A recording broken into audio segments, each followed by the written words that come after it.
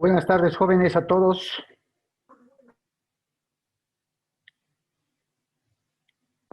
Hola, hola, ¿me escuchan? Buenas noches, doctor. Sí, ¿Cómo están? Buenas noches. Buenas noches, doctor. Buenas noches a todos. Bien, mientras se vayan conectando todos los compañeros, por favor, no se olviden registrar en el chat, chicos, nombre y apellido.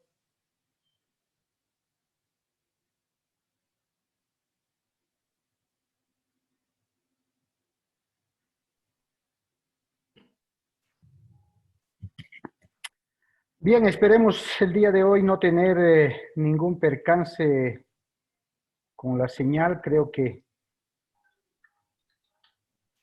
todo está bien por el momento. Voy a empezar a compartir el tema de hoy para poder Buenas terminar. noches, doctor. Buenas noches a todos. Y buenas noches, doctor. Buenas noches, buenas noches.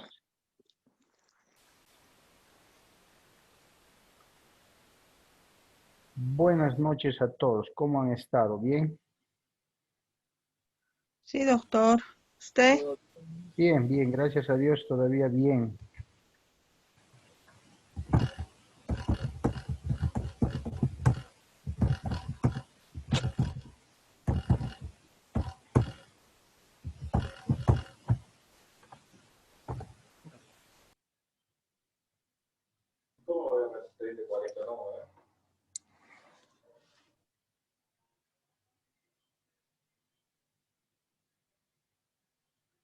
Bien, a ver, mientras se van conectando, vamos a ir revisando lo que habíamos estado viendo en la clase anterior. Pues tenemos que terminar el tema de principios del derecho del trabajo. Nos habíamos quedado en principio de irrenunciabilidad de los derechos, continuidad de relación laboral, y nos habíamos quedado ahí, precisamente ahí. Bien, de más está recordarles que cuando empezamos a ver este tema, establecimos que estos principios no eran otra cosa que los verdaderos pilares en los que el derecho del trabajo sostiene sus normas para poder irradiarlas, para poder aplicarlas. ¿Ya? Estamos dándonos cuenta y conociendo cuán relevantes son estos principios y, lógicamente, cuán importante es la aplicación de estos. Habíamos estado hablando del principio de la continuidad de la relación laboral, también llamado principio de la estabilidad laboral, ¿ya? Este principio, conforme habíamos dicho, busca que la relación laboral entre el empleador y el trabajador sea lo más larga posible, ¿no? Mientras más larga sea, mejor. Mientras se busque que el trabajador inicie una relación laboral en determinada empresa o con determinada persona, mejor se acaba ahí y posteriormente tramita su jubilación. No siempre es así. También habíamos hablado de las modificaciones de algunas normas y básicamente de la declaratoria de inconstitucionalidad del artículo 12 de la Ley General del Trabajo. Les había recomendado y reitero la recomendación. El artículo 12, fuera de haber sido declarado inconstitucional, ha sido expulsado del ordenamiento jurídico laboral, es decir, de la Ley General del Trabajo. De ahí que les había pedido que los que ya tenían su ley general puedan, con resaltador de algún color, tachar, marcar ese artículo para que puedan darse cuenta de que ya no está más en vigencia, por tanto no es aplicable, ¿ya? Otra importante aclaración que debo hacerles, chicos, a todos en general, porque esto se ve desde el enfoque empleador y desde el enfoque del trabajador, es que en la actualidad el principio de la estabilidad o continuidad de la relación laboral o relación de trabajo, fuera de establecer que la Constitución política e instrumentos internacionales garantizan el derecho a la estabilidad laboral de los trabajadores, ¿no? Entonces, en la práctica, en la vida real, las empresas buscan la forma de poder no salir fuera del marco de la ley, sino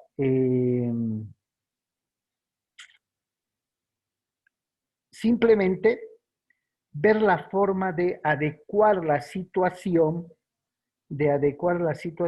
para poder desvincular laboralmente a un trabajador. No es una tarea fácil, no es una tarea fácil.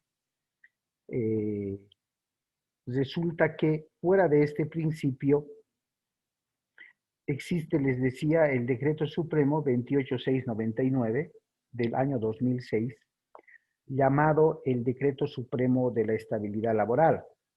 Junto con este decreto, a los pocos meses, se emiten decretos supremos complementarios como el 0495 y en el tema de inamovilidad por embarazo o por condición de progenitor se promulga el decreto supremo 0496.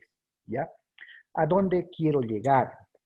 Les decía que como empresa tenemos que ver la forma, y lógicamente para eso van a estar los abogados, tenemos que ver la forma de, en el hipotético caso de presentarse alguna situación y determinar el despido o desvinculación laboral de algún trabajador o de algunos trabajadores, tenemos que ver la forma de que esa desvinculación, fuera de ser legal, no le traiga a la empresa contingencias legales posteriormente. Que dicho sea de paso, es bastante complicado, bastante difícil establecer un despido en estas alturas de la existencia de bastante normativa. ¿Por qué les digo esto? Porque actualmente, al haber sido declarado inconstitucional el artículo 12 de la Ley General del Trabajo, ya no se puede, ya no se debe usar más la famosa carta de preaviso. Por tanto, también habíamos hablado del artículo 13 de la Ley General del Trabajo. Alguno de los compañeros dio lectura a ese artículo. Y fíjense que ese artículo establece que cuando el trabajador sea despedido por causas no atribuibles a su persona, el empleador tiene la obligación, independientemente de cancelarle el desahucio, también de pagarle todos los demás derechos y beneficios. ¿Cierto? Pero ¿qué ocurre con el Decreto Supremo 28699? ¿Ya?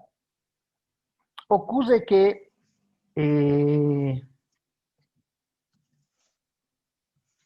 cuando el trabajador es despedido de manera intempestiva, ¿qué quiere decir? Imprevista, de manera sobre todo injustificada, este trabajador, independientemente de las normas existentes, por el principio de la norma más favorable, se sujeta a lo establecido por el Decreto Supremo 28699. El Decreto Supremo 28699, en relación a la estabilidad laboral, establece que cuando el trabajador sea despedido de manera injustificada e intempestiva, puede recurrir a sentar la denuncia ante el Ministerio de Trabajo. Porque este decreto supremo les reconoce dos opciones al trabajador cuando sufra un despido injustificado e intempestivo. ¿Ya? Le dice que la primera opción es aceptar el despido y cobrar todos los beneficios sociales que la ley le reconoce. Si ocurre así, la relación laboral prácticamente se extingue, ya se termina. No hay más relación o vínculo laboral entre el empleador y el trabajador. La segunda opción que dispone este Decreto Supremo 28699 es que, Doctor, adelante. perdón que le interrumpa. Una preguntita. Sí.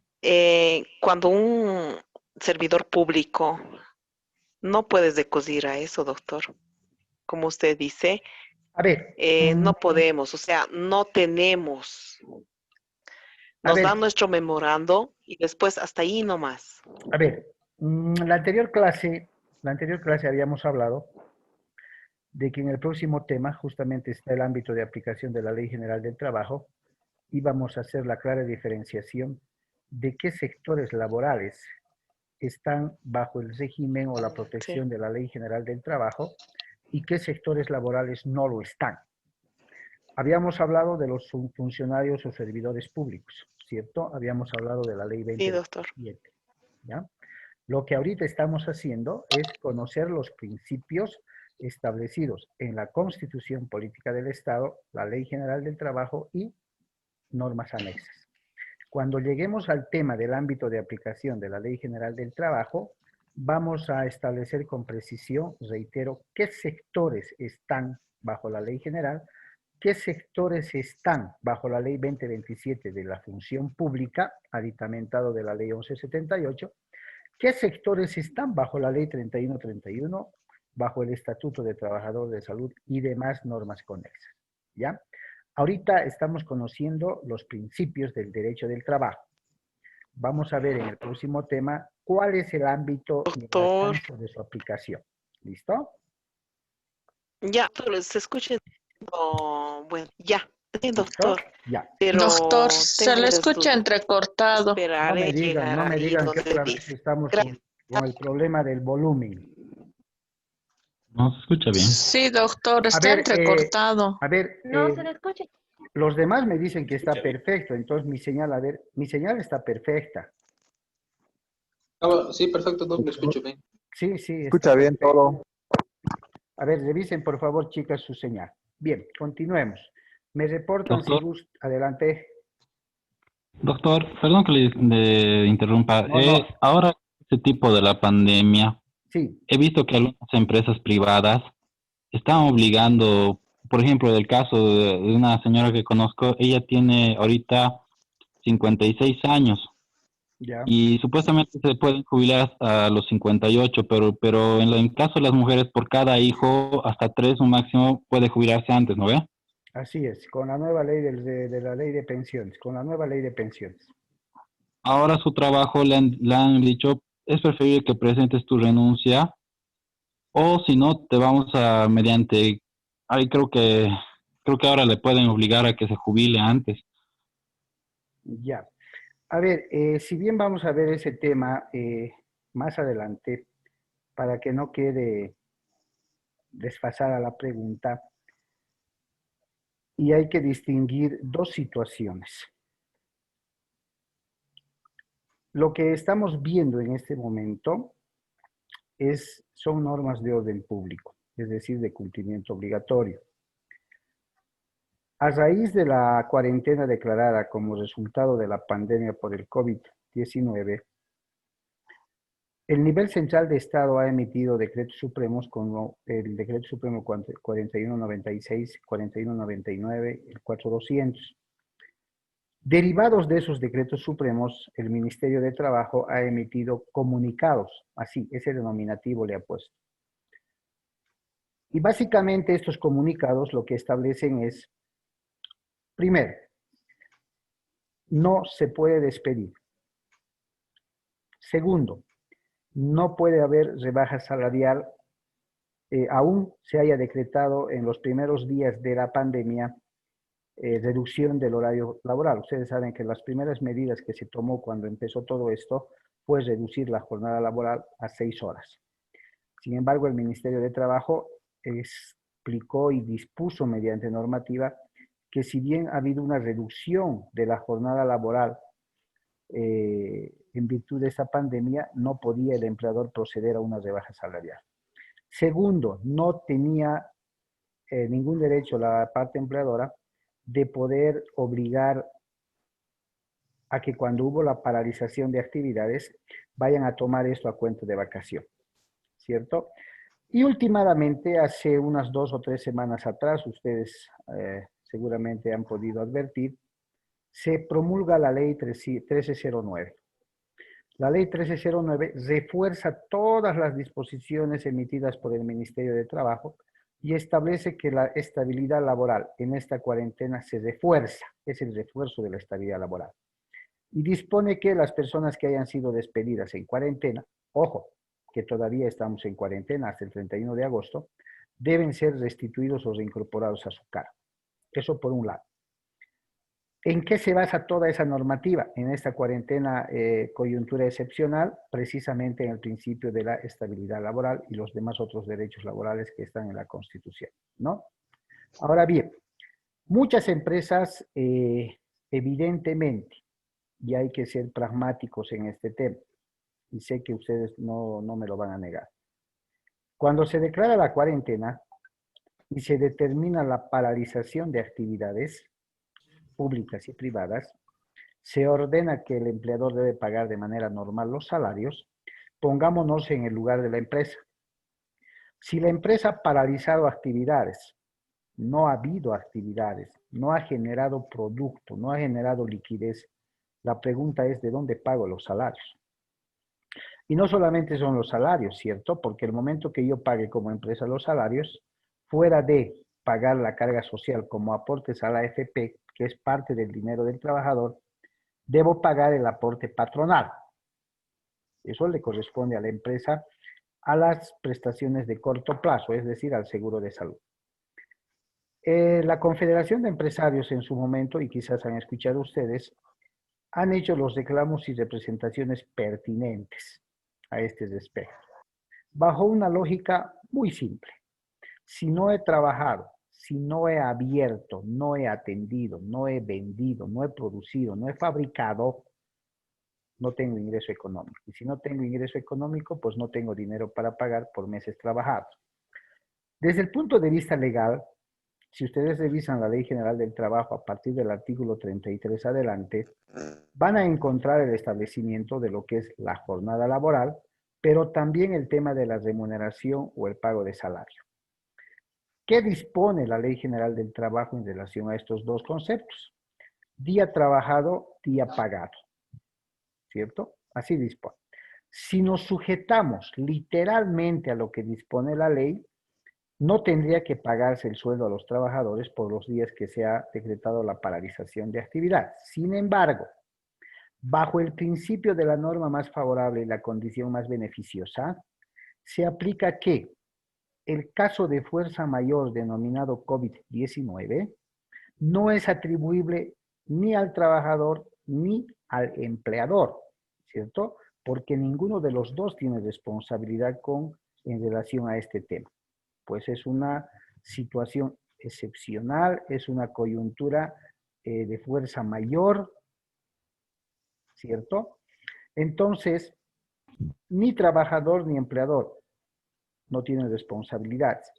¿Por qué el Estado emite estos comunicados y normativa ordenándole a la empresa que pague normal los salarios, genera unos créditos para poder pagar salarios y demás normativa de protección? Porque el sujeto débil de la relación laboral es el trabajador. Y existe el primer principio que vimos, el principio protector, ¿cierto? Lo ejerce el Estado. ¿Cómo lo ejerce? Por medio de los derechos fundamentales a favor del trabajador. Más adelante de esto vamos a ver un principio que se llama indubio pro operario. Y el indubio pro operario nos va a mostrar de que en caso de, entre comillas, duda razonable, las autoridades, tanto administrativas como judiciales, deben fallar a favor del trabajador. Finalmente, en el ejemplo que el compañero nos dice, la señora tiene 58 años. La nueva ley de pensiones ya establece que las mujeres en Bolivia pueden jubilarse a los 56 años y los varones a los 58. Excepcionalmente, el sector minero puede jubilarse a los 56 también por ser un sector vulnerable con el tema de la enfermedad de pulmones.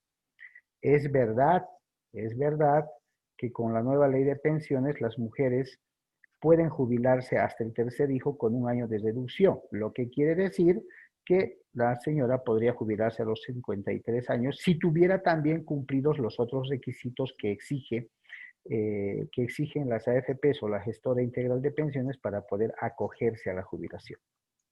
Lo cierto es que las empresas están buscando maneras y alternativas de poder reducir personal, de poder disminuir la carga social, hablando desde el punto de vista económico, Y en muchos casos, ustedes se dan una pasada por la Jefatura Departamental de Trabajo y hay colas interminables. De 100 denuncias, que los trabajadores realizan, 90 son por reincorporación laboral, es decir, consecuencia de los despidos. Sin embargo, si bien la normativa laboral, como les había dicho a un principio, en los sectores que están bajo el manto protector de la ley general, para no crear confusión con la función pública, si bien hay norma protectiva que blinda los derechos del trabajador, creo que hay poca política normativa para la empresa. Cuando le exigen y le obligan que pague normalmente los sueldos, no olvidemos que se viene en diciembre aguinaldos, no sé qué van a hacer, ¿cierto? Porque en este momento la situación de las empresas es bastante delicada. Muchas han cerrado, especialmente las medianas y las pequeñas. Entonces, lo que la empresa está haciendo con la señora es que seguramente ha hecho un análisis de su situación laboral, de su file personal, cumple con la edad de jubilarse, seguramente ha hecho o tiene cumplidos los requisitos, la cantidad de aportes y todo lo demás. Entonces, la empresa ha visto la mejor manera de desvincularla bajo ese criterio. Sin embargo, hay que considerar lo siguiente, chicos. La Ley General del Trabajo ha sido promulgada mediante decreto ley en primera instancia el año 1939, mediante decreto ley, y ha sido elevada al rango de ley el año 1942. Imagínense, estamos hablando de una normativa laboral que tiene una antigüedad de casi 80 años. ¿Ya? Lógicamente, y es correcto pensar que la coyuntura laboral el año 40 dista, pues, y ha sido distinta de la coyuntura laboral del año 2020. De ahí que hace unos 7, 8, quizás 10 años atrás, estaba en tratamiento el nuevo Código Laboral.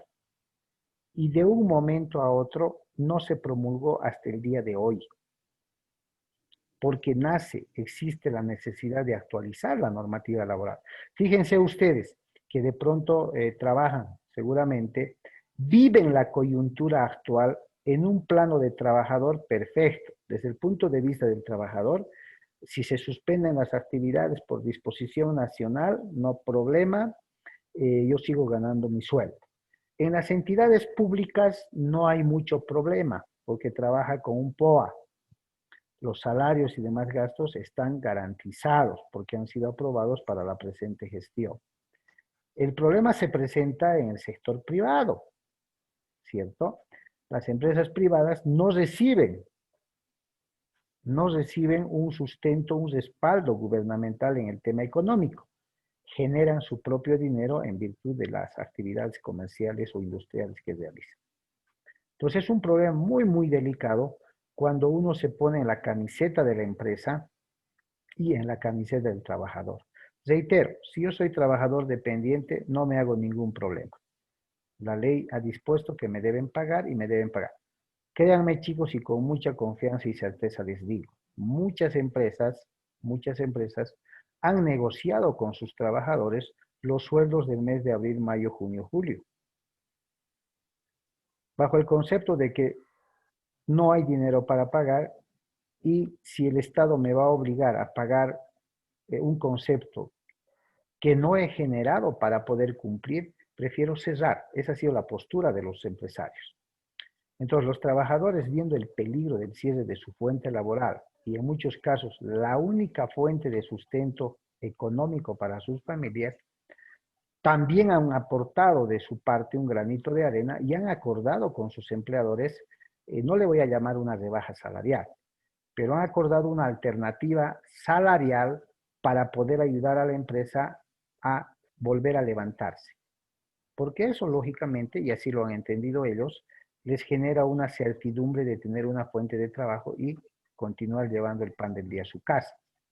De pronto no en la misma proporción que lo estaban haciendo hasta que la empresa se recupere. Otras definitivamente han optado por recortar personal. Los mismos abogados, y el papel les va a tocar a los estudiantes de Derecho y a los de Administración e ICO, les va a tocar el papel de ver qué puedo hacer como empresa, por eso es interesante esta materia. Los mismos abogados sugerimos, porque conocemos en muchos casos la situación crucial de muchas empresas que económicamente están mal. Fuera de que años anteriores habían estado arrastrando resultados negativos en sus balances y estados de resultados. Con esto más, no olvidemos que el año 2019 se dan los acontecimientos sociales de octubre y noviembre. ¿Cierto? Bloqueos, paralizaciones. Prácticamente terminamos el año así. Cuando apenas estamos empezando a caminar, se viene esta coyuntura excepcional en marzo. 10 de marzo se conoció el primer caso y listo. El 22 de marzo estuvimos en cuarentena total, paralización de actividades públicas y privadas total, ¿sí? Con excepción de algunas, por los rubros que manejan, y pues la situación ha pegado duro. ¿Ya? La situación ha pegado duro. Andrés, adelante. Muchas gracias, doctor. Mi consulta es la siguiente. Usted mencionaba que algunas empresas tomaron como medida, digamos, cerrar sobre todo su pequeña y mediana empresa cuando no tuvieron la posibilidad de cancelar. Mi consulta va para la siguiente y estoy seguro que a mis compañeros de otras carreras le va a servir. Cuando una empresa cierra, o sea, ¿se extingue la responsabilidad de pagar los sueldos adeudados al trabajador o de cualquier forma le tiene que pagar, pero obviamente ya no le pagaría a posteriori? Esa sería mi consulta. Ya, no.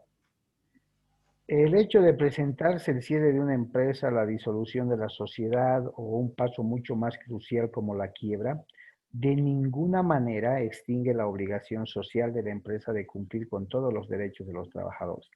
Y no solamente hablando de sueldos, sino también hablando de aportes de vengados, subsidios, beneficios sociales, vacaciones, aguinaldos, primas, bonos de frontera y todo lo demás, absolutamente todo. La anterior clase y la subanterior les había pedido darle una revisada a los artículos 48 y 49 de la Constitución Política del Estado, y ahí se establece claramente que bajo los preceptos de la nueva Constitución con la que cuenta Bolivia, los derechos laborales son inembargables y son imprescriptibles.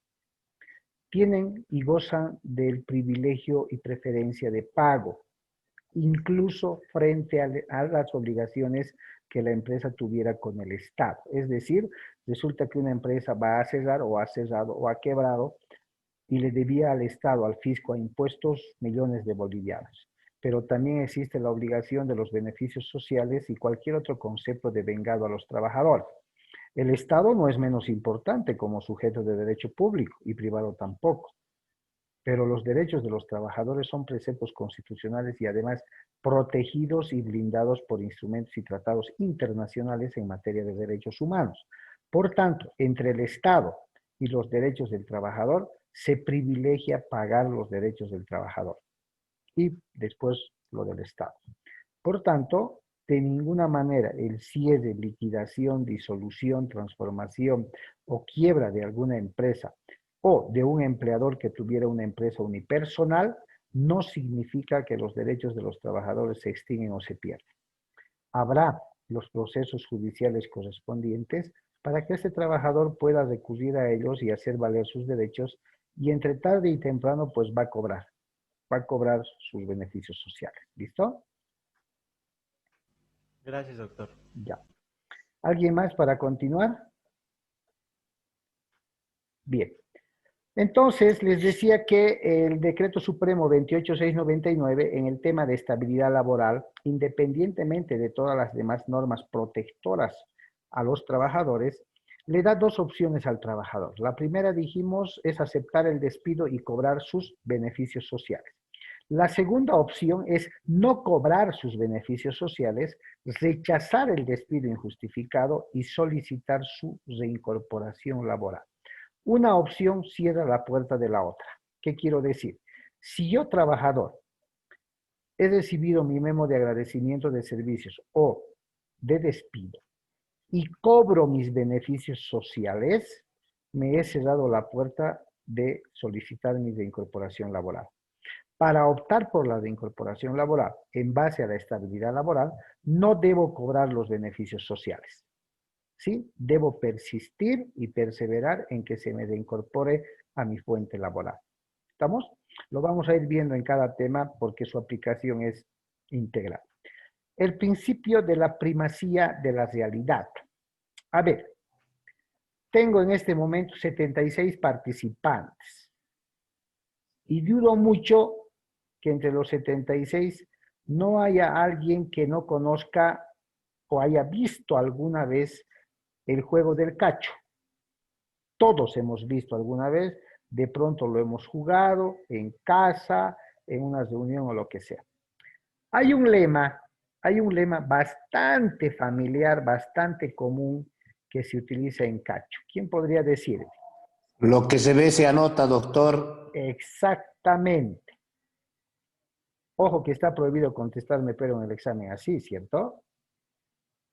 Lo que se ve se anota. El principio de primacía de la realidad nos dice que va a contar, va a ser relevante y se va a tomar en cuenta lo que la realidad muestre en una relación laboral, lo que en práctica se ve, en terreno se ve por encima de lo que podría decir algún documento. Ejemplo, la empresa XY ha contratado los servicios de una secretaria mediante un contrato escrito de carácter indefinido, ¿ya? Y le ha fijado inicialmente un salario de 3.000 bolivianos para empezar. A los 6 meses de haberse iniciado la relación laboral, esta secretaria demuestra una capacidad importantísima en el desempeño de sus funciones. Entonces sale una orden de recursos humanos o de gerencia general, le dice que a partir del próximo mes va a cumplir las labores de asistente administrativa de gerencia, ¿cierto?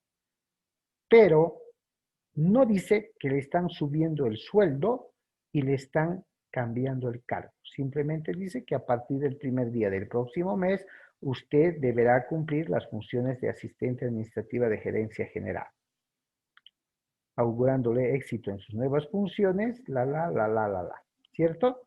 Pues bien, la secretaria entiende que este es un ascenso, el próximo mes empieza a cumplir sus nuevas funciones con mucha capacidad, con mucha idoneidad, y como en toda relación, ¿cierto? Porque la relación laboral es un vínculo entre el empleador y el trabajador, existen pues problemas en algún momento, ¿ya? Existen problemas. Y por alguna situación X, esta relación, este vínculo se fricciona. Sí, la tacita de leche se rompe. Entonces, esta trabajadora acude ante la jefatura departamental de trabajo y hace la denuncia respectiva por maltrato, acoso, qué sé yo. Y pide que la empresa, ante los tratos que le estaban dispensando, entiende que es una forma de hostigarla para que renuncie, pero no renuncia y solicita que se aplique un despido injustificado, esa modalidad. La empresa se hace presente en la audiencia del Ministerio de Trabajo y señala que está de acuerdo, que le va a pagar todos los beneficios sociales sobre la base de 3.000 bolivianos que dice su contrato, ¿cierto? Pero el principio de la primacía de la realidad establece que lo que va a contar es lo que se ve, como en cacho, lo que se ve se anota, lo que se ve cuenta. Lo que me muestre la realidad de los hechos, eso va a contar. Entonces la secretaria dice, evidentemente yo firmé este contrato como secretaria en fecha tantos con un sueldo inicial de 3.000, pero después de los 6 meses me llegó este memorándum donde me dicen que a partir de este mes yo cumplo funciones de asistente administrativo de gerencia general. El Ministerio de Trabajo va a cuestionar a la empresa y le va a decir, ¿cuánto gana un asistente de gerencia? 5.000. Perfecto. Si usted le va a pagar los beneficios sociales y la trabajadora acepta, el promedio salarial para calcular no debe ser 3.000, porque el principio de primacía de la realidad me está diciendo lo que se ve se anota. Lo que me muestra la realidad, eso va a contar a favor del trabajador. ¿Estamos? Así se aplica el principio de primacía de la realidad. Primacía quiere decir primero, realidad, lo que se ve, los hechos, la práctica. Entonces, va a primar lo que se ve, lo que la realidad me muestra, y no lo que alguna situación o documento anterior pudiera mostrar. ¿Estamos? Ese es el principio de primacía de la realidad. Y de esos casos hay muchos, chicos. Bien. El principio... Doctor, disculpe, Adelante. ¿podría volver a repetir? Porque en algún momento se le cortó el audio, creo. Ya, el principio de primacía de la realidad. Sí, por favor. Como ejemplo, admitimos todos usar el lema de que el principio de primacía de la realidad más o menos se denota lo que vemos en Cacho. El lema que dice lo que se ve se anota, ¿cierto? Primacía de la realidad quiere decir debe primar lo que los hechos nos muestran, lo que la realidad nos muestra. Entonces, en una situación de que algún trabajador tuviera un contrato inicial escrito en el cargo de ayudante, otro ejemplo, y posterior, después de un tiempito de haber trabajado y de haber demostrado capacidad en sus labores, le pasan un memorándum o carta o de forma verbal y le dicen que desde el próximo mes va a cumplir las tareas de encargado X. En la estructura de cargos y en la estructura salarial que tiene la empresa, como toda empresa debe tener, resulta que ese cargo de encargado no tiene el promedio salarial de 3.000 bolivianos que ganaba un ayudante, tiene un promedio salarial de 5.000, porque es un cargo mayor. Pero la empresa le ha seguido pagando los 3.000 bolivianos. Y cuando después de un tiempo se suscita algún problema, el trabajador denuncia esta situación ante la jefatura departamental, la empresa propone desvincularlo, por así decirlo, y pagarle todos sus beneficios sociales.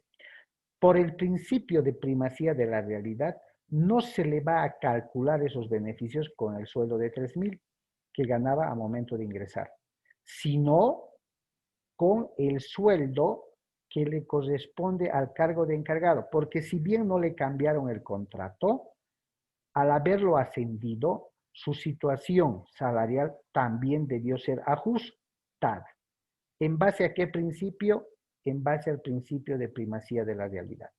Lo que se ve, se anota. Lo que la realidad me muestre y me diga, eso va a primar a favor del trabajador. ¿Listo?